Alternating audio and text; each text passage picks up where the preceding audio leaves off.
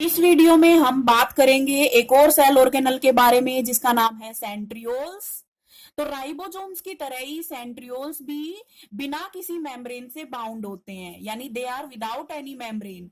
एक चीज जो खास आपको यहाँ पे ध्यान देनी है वो ये है कि सेंट्रियोल्स जो होते हैं वो केवल एनिमल सेल्स में पाए जाते हैं। प्लांट सेल्स में सेंट्रियोल्स एब्सेंट होते हैं। Centrioles are present only in animal cells and absent in plant cells. ये क्वेश्चन पूछा जाता है, बहुत बार पूछा जाता है ये कि वेयर आर सेंट्रियोल्स फाउंड। तो centrioles are found only in animal sales.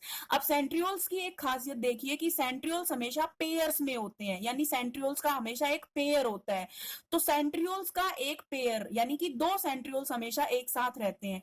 तो एक पेयर ऑफ सेंट्रियोल और उसके सराउंडिंग का थोड़ा सा साइटोप्लाज्म, उस पूरे स्ट्रक्चर को एक और नाम हमने दिया है यहाँ पे जो है सेंट्रोजोम। तो अगर आपसे कोई पूछे कि सेंट्रोजोम क्या होता है तो centrosome is a pair of centrioles. ठीक है, अब सेंट्रियोल्स का फंक्शन क्या होता है।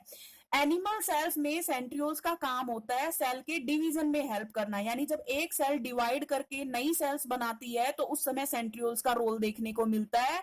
तो centrioles help in cell division.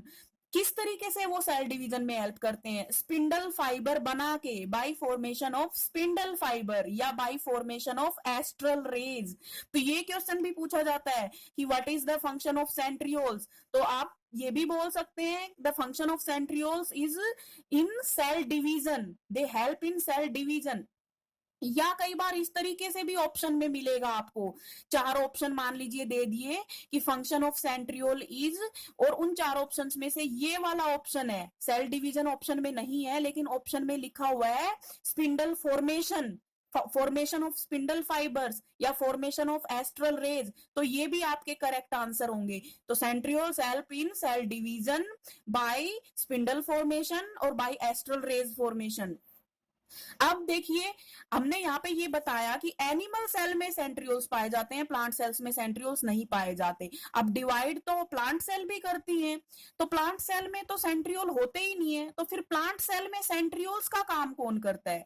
मैं फिर से रिपीट कर रही हूँ, सेंट्रियोल्स का काम है सेल डिवीजन में हेल्प करना, और सेंट्रियोल्स केवल पाए जाते हैं एनिमल सेल्स में। तो एनिमल सेल्स में तो सेंट्रियोल्स सेल डिवीजन में हेल्प करेंगे, लेकिन प्लांट सेल में फिर सेल डिवीजन किस तरीके से होगा। प्लांट सेल में तो सेंट्रियोल होते ही नहीं है, तो प्लांट सेल में सेंट्रियोल्स का काम गोल्जी बॉडी कर देती हैं, यानी प्लांट सेल में सेल डिवीजन का काम गोल्जी बॉडी की हेल्प से होता है। ठीक है, अब यहाँ पे मैंने कुछ क्वेश्चंस लिखे हुए हैं, यहाँ पे जो हमने टॉपिक पीछे पढ़े हैं उनके बारे में ही ये क्वेश्चंस हैं कि एंडोमेम्ब्रेन सिस्टम क्या होता है, राइबोसोम्स जो होते हैं उनका दूसरा नाम क्या है, राइबोसोम्स का फंक्शन क्या है, दो तरह के राइबोसोम्स कौन कौन से होते हैं, यहाँ पे एस का मतलब क्या होता है, कौन सी ऐसी दो ऑर्गेनल्स हैं जिनके अंदर राइबोसोम्स प्रेजेंट होते हैं। तो माइटोकॉन्ड्रिया और प्लास्टिड ऐसी दो ऑर्गेनल्स हैं।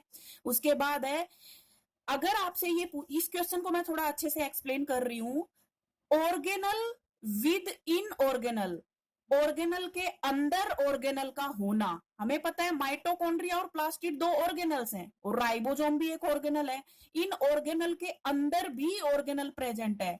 तो अगर आपसे पूछा जाए कि उस ऑर्गेनल का नाम बताइए जो दूसरी ऑर्गेनल्स के अंदर प्रेजेंट है, तो राइबोसोम्स। सिंपल सी बात है कि राइबोसोम्स ऐसी ऑर्गेनल्स हैं जो दूसरी ऑर्गेनल्स के अंदर प्रेजेंट होते हैं, और वो दूसरी ऑर्गेनल्स हैं माइटोकॉन्ड्रिया एंड प्लास्टिड्स। अब दो ऐसी ऑर्गेनल्स बताइए जो जिनके बाहर कोई मेम्ब्रेन नहीं प्रेजेंट होती, तो सेंट्रियोल्स और राइबोसोम्स। सेंट्रियोल का फंक्शन क्या होता है, सेल डिवीजन में हेल्प करना। तो ये सब यहाँ पे मैंने आपको डिस्कस किया, राइबोसोम्स के बारे में, सेंट्रियोल्स के बारे में, एंडोमेम्ब्रेन सिस्टम के बारे में, और इन सब से रिलेटेड कुछ क्वेश्चंस मैंने लिखे हुए हैं।